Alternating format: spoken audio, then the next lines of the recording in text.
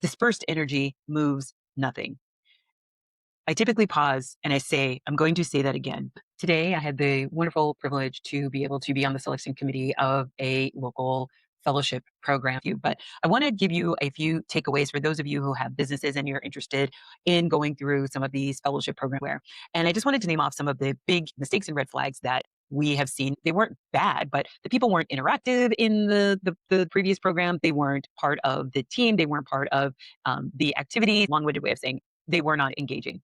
The opposite of that was they didn't know who they were at all. There was no reputational capital whatsoever. They didn't know. They'd known about this person for 2 decades, but really didn't know what they did or how they interacted with community or even what their relationship to community was.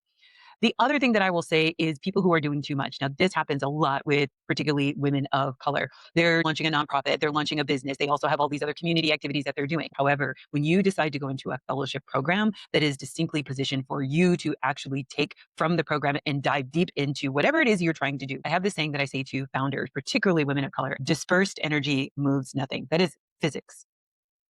You literally can only move so much if your energy is dispersed across a plane, right? Humans are the same. If you, in the limited amount of waking hours that you have, if those allotted amount of hours are split between 3, 4, 5, 6 different activities, I'm not saying that you're not going to be successful. However, whatever point you are trying to reach, it will take you longer. That is physics. That is not Elaine math. That is physics. You can only move so much so far in the a certain amount of time and energy that it is given. Period. Full stop.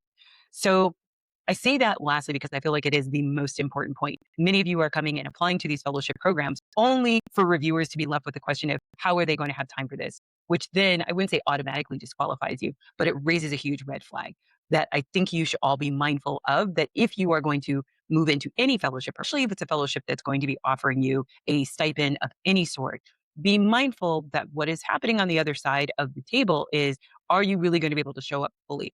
Or are you drawn to every shiny thing and you won't be able to dedicate the amount of attention and energy to this thing that it actually deserves?